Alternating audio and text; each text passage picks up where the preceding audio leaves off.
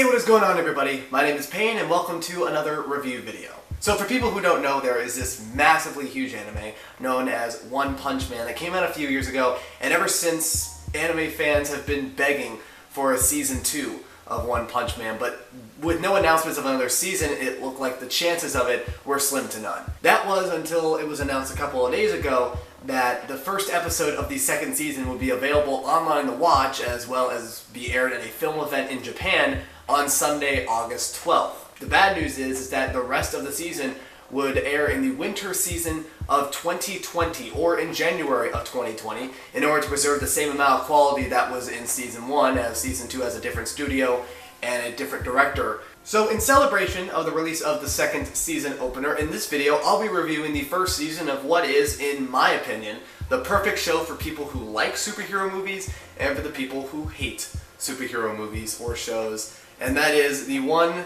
the only, One Punch Man Season 1. Season 1 of One Punch Man is an action, comedy, and superhero anime directed by Shingo Natsume and was made by the studio Madhouse. It aired in the fall of 2015 and consisted of 12 episodes. It started off as a webcomic that started in 2009 that, as of the making of this video, has 134 chapters in it.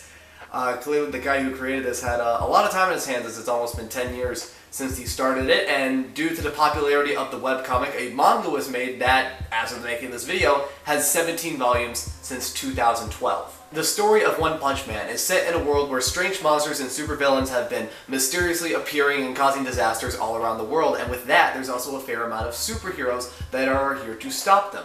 And that they hail from an organization known as the Hero Association, where heroes are in a ranking system, with S-class heroes being the strongest and the C-class heroes being the weakest. The show follows just a normal average guy named Saitama, who over the course of the last 3 years has trained himself and grown strong to the point that he can effortlessly defeat any opponent with a single punch. However, he became a hero for the fun of the experience, and he has lately become bored with his superhuman power and frustrated at the complete lack of strong opponents that can challenge him.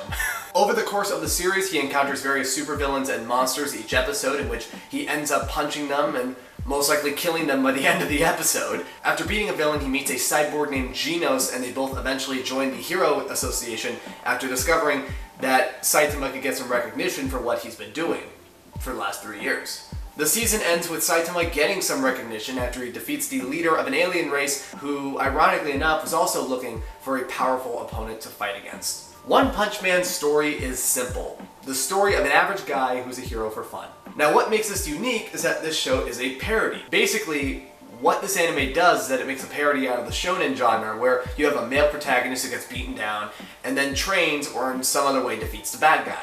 Here, the main character is just overpowered to the point where he gets depressed that there's no one strong enough to challenge him. You might think that such a strong person could get revered as a god by the people. Well, sadly, you're surely mistaken. The people don't even know he exists. This really plays a major point in the later part of the series, where Saitama has to show his strength in front of the public and becomes more of the highlight of the series. This show was created to poke fun at all the tropes in anime, and this story is made to enjoy, not to be taken seriously. Anyone who's open-minded will enjoy this anime to the full extent. In anime, usually the main character has some kind of weapon. You can just add some flashy effects to go with it. But here, we have a guy whose weapon is just his fists. In this case, the fights have to carefully be drawn and animated, and when you have a studio like Madhouse doing it, you know they rarely disappoint. There's fluid motion, spectacular effects, no weird faces, nothing overdramatic. It's simple, yet awesome. The best part of this anime has to be the expressions that Saitama makes throughout the series. If you didn't smile at least a little when you saw any of these faces, then I guess your sense of humor is locked up somewhere. Madhouse, the studio, knows how to make the viewer enjoy the anime to the full extent. The way they used one of the characters, Tatsumaki, the way they use her chibi mode expressions from the webcomic and boldly animated it in the anime deserves separate praise. Also, the landscape is brilliant as well, and even the ordinary people are drawn with careful detail. Another important aspect here is the design of the villains, as they each have something unique, and they give out that strong, badass vibe when you just look at them, but in the end, you know they're no match for Saitama. The sound in this show is just straight up god level. Simply orgasmic. If the first thing you hear in your head every morning when you wake up is someone shouting this,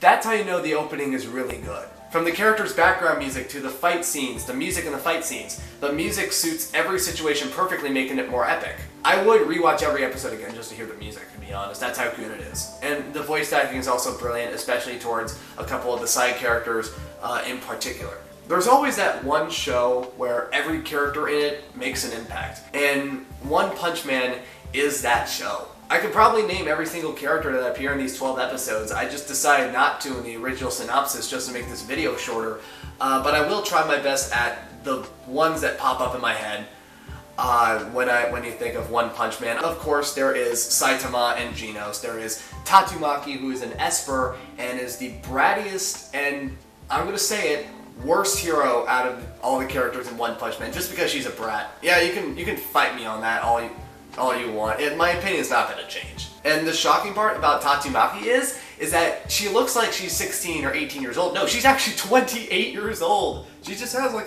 just a small case of Benjamin Button disease. In addition to them, there's also a number of S-class heroes such as Silver Fang, who is an expert martial artist, a 10-year-old prodigy named Child Emperor, who uses robots to fight. Oh no. Puri Puri Prisoner, who is an openly gay hero who is apparently currently serving a 10,000-year sentence for... Oh, I don't want to say it! Serving a 10,000-year sentence for getting grabby with men. Oh, dude. Oh, this show is awesome. And the final one is King, who... This is funny, who other S-class heroes think is the strongest hero out of all of them, but in reality, he's just a NEET who just plays video games all day, eats junk food, and plays dating simulators. In addition to those guys, as well as the other heroes, they have a uniqueness that make you remember them. Even characters who play a cameo for one episode manage to leave an impression, which is something that most anime fail to do most of the time. And when you have such a strong character cast, the anime rarely falters. Even though everything from the action, to the art, to the characters is on point, the one thing that One Punch Man didn't hit their mark on all the time was the comedy. If you were like me and expected One Punch Man to be a satire, then you would be disappointed. Rather than making fun of its tropes directly, One Punch Man parodies it instead by over-exaggerating them to the point where it becomes funny. Is that normally a bad thing?